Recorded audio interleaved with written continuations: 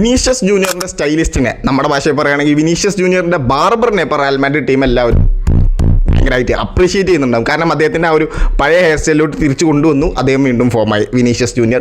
അദ്ദേഹമാണ് ഇന്നത്തെ മാച്ചിലെ player of the മാച്ചും, ഒരു ഗോളും ഒരു അസിസ്റ്റോടും കൂടി. കാരണം കഴിഞ്ഞ സീസൺ നമുക്കറിയാം വിനീഷ്യസ് ജൂനിയറിൻ്റെ ഒരു നല്ല സീസണായിരുന്നു ആ ഒരു UCL ചാമ്പ്യൻസ് ആയ ഒരു സീസൺ. ഒരു വിനീഷ്യസ് ജൂനിയർ ബാലൻഡിയോർ വരെ ഡിസേർവ് ചെയ്യുന്ന രീതിയിലുള്ളൊരു സീസണായിരുന്നു അദ്ദേഹത്തിൻ്റെ. പക്ഷേ അദ്ദേഹത്തിന് ബാലൻഡിയോർ കിട്ടിയില്ല. പക്ഷേ FIFA men's best player award അദ്ദേഹത്തിന് കിട്ടിയിട്ടുണ്ട്. അങ്ങനെ പോയൊരു വിനീഷ്യസ് ജൂനിയർ പിന്നെ അദ്ദേഹത്തിന് ആ ഒരു ബാലൻഡിയോർ കിട്ടാതായ സമയത്ത് അദ്ദേഹം ഭയങ്കരമായിട്ട് ഒരു ഫോം ഔട്ടായ പോലെയൊക്കെ നമുക്ക് തോന്നി. ആ ഒരു പഴയ വിനിയെ കാണാൻ പറ്റാത്ത അവസ്ഥയായിരുന്നു. പക്ഷേ അദ്ദേഹം വീണ്ടും തിരിച്ചു വന്നിട്ടുണ്ട്. വിനീഷ്യസ് ജൂനിയർ എന്ന് പറയുന്നത് ഭയങ്കര ഒരു ബ്രസീലിയൻ ടച്ചുള്ള പ്ലെയറാണ്. പക്ഷേ എല്ലാ ബ്രസീലിയൻ പ്ലെയേഴ്സിനും ആ ഒരു ടച്ച് പലപ്പോഴും കിട്ടാറില്ല. പക്ഷേ ഭയങ്കര ബ്യൂട്ടിഫുള്ളായിട്ട് ഫുട്ബോൾ കളിക്കുന്ന ഒരു പ്ലെയറാണ്. പലപ്പോഴും നമ്മൾ അദ്ദേഹത്തിന് ഹെയ്റ്റ് കൊടുക്കുന്നുണ്ട് എന്നുണ്ടെങ്കിലും അദ്ദേഹത്തിൻ്റെ ആറ്റിറ്റ്യൂഡ് ഇഷ്ടമല്ല എന്ന് പറയുന്നുണ്ടെങ്കിലും ഒരു ഫുട്ബോളിനൊരു ഭയങ്കരമായിട്ട് ആ ഒരു റോബോട്ടിക് വിങ്ങേഴ്സ് വന്നതോടുകൂടി വിനീഷ്യസ് ജൂനിയർ, ലമീൻ യമാൽ, ഇങ്ങനെ വളരെ കുറച്ച് പ്ലേയേഴ്സ് മാത്രമേ നമുക്ക് ആ ഒരു എൻ്റർടൈൻമെൻറ്റ് തരാൻ പറ്റുന്ന പ്ലേയേഴ്സ് ഉള്ളായിരുന്നു. അതിലൊരാളാണ് Vinicius junior.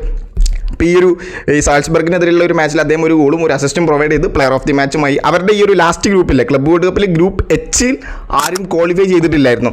That means Real മാഡ്രിഡും റെഡ് ബുൾ സാൾസ്ബർഗും അൽ ഹിലാലും ഇവർ 3 ടീമിൽ ഏത് 2 ടീം ക്വാളിഫൈ ആകും എന്നുള്ള കൺഫ്യൂഷൻസ് ഉണ്ടായിരുന്നു. ഭയങ്കര കോമ്പറ്റീഷനും ഉണ്ടായിരുന്നു.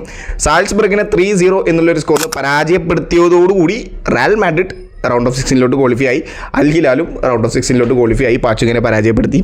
അങ്ങനെ ആ 2 ടീമും റൗണ്ട് ഓഫ് 16 ക്വാളിഫൈ ആയി. ഈ ഒരു മാച്ചിൽ വിനീഷ്യസ് ജൂനിയർ, ഞാൻ പറഞ്ഞല്ലോ, അദ്ദേഹം ആദ്യത്തെ ഗോൾ വിനീഷ്യസ് ജൂനിയറാണ് സ്കോർ ചെയ്തത്. ബെല്ലിംഗാമിൻ്റെ അസിസ്റ്റിൽ നിന്നും ഒരു കിടിലൻ ഗോളായിരുന്നു. വീക്ക് ഫുട്ട് കൊണ്ടാണ് ഗോൾ സ്കോർ ചെയ്തത്. എന്ത് വീക്ക് ഫുട്ട്! നല്ലൊരു ഷോട്ടായിരുന്നു അത്. പിന്നെ രണ്ടാമത്തെ ഗോൾ വിനീഷ്യസ് ജൂനിയറിൻ്റെ ഒരു കിടിലൻ ബാക്ക് ഹീൽ അസിസ്റ്റിൽ നിന്നും ഫെഡെ വാൽവെർദെ ഒരു ഗോൾ സ്കോർ ചെയ്തു. അങ്ങനെ 2-0 എന്നുള്ളൊരു സ്കോറായി ഫസ്റ്റ് ഹാഫിൻ്റെ മുമ്പ് തന്നെ. സെക്കൻഡ് ഹാഫിൽ പിന്നെ ഗോൺസാലോ ഗാർസിയ ഒരു ഗോൾ സ്കോർ ചെയ്തു. ഗോൺസാലോ ഗാർസിയ ഒരു പ്രോപ്പർ എംബാപ്പയ്ക്കുള്ളൊരു ഒരു സബ്ബാണെന്ന് എനിക്ക് തോന്നുന്നു. കാരണം കഴിഞ്ഞ സീസണും അതിൻ്റെ മുമ്പത്തെ സീസണും അവർക്ക് പ്രോപ്പറായിട്ടൊരു തിരിച്ചടി കിട്ടിയതൊരു നല്ലൊരു സ്ട്രൈക്കർ ഇല്ലായിരുന്നു അവർക്ക്. ഓക്കെ, അതുകൊണ്ട് തന്നെ ഗോൺസാലോ ഗാർസിയ അതിനൊരു ഒരു പരിഹാരമാവുമെന്ന് എനിക്ക് തോന്നുന്നു. 2 ഗോൾ അദ്ദേഹം ക്ലബ് വേൾഡ് കപ്പിൽ മാത്രം അദ്ദേഹം സ്കോർ ചെയ്തിട്ടുണ്ട്. അങ്ങനെ Real Madrid round of 16 qualify ആയി. റയൽ മാഡ്രിഡിന് യുവൻറ്റസിനെയാണ് കിട്ടിയത്. അതായത് Manchester city versus Juventus match ഉണ്ടായിരുന്നു. ആ ഒരു മാച്ചിൽ ആരാണോ വിജയിക്കുക അവർക്ക് റയൽ മാഡ്രിഡിന് കിട്ടില്ല. അങ്ങനെയായിരുന്നു ക്ലബ് വേൾഡ് കപ്പിലെ അവസ്ഥ. That means Manchester city versus Juventus മാച്ചിൽ 5-2 എന്നുള്ളൊരു സ്കോറിന് സിറ്റി യുവൻറ്റസിനെ തല്ലി തകർത്ത് വിട്ടു. ഓക്കെ, അപ്പോൾ സിറ്റിക്ക് എന്തായി? റയൽ മാഡ്രിഡിൻ്റെ കയ്യിൽ രക്ഷപ്പെട്ടു. സിറ്റി അത്ര മോശം ടീമൊന്നുമല്ല.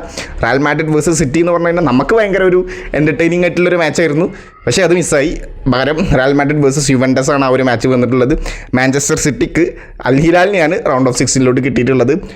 സോ ഭയങ്കര എൻ്റർടൈനിങ് ആയിട്ടുള്ള കുറേ മാച്ചസ് ഉണ്ട്. അതിൻ്റെ ഒരു റൗണ്ട് ഓഫ് 16 ഒരു കംപ്ലീറ്റ് ഡീറ്റെയിൽഡ് വീഡിയോ ആയിട്ട് ഞാൻ വേറെ ചെയ്യാം.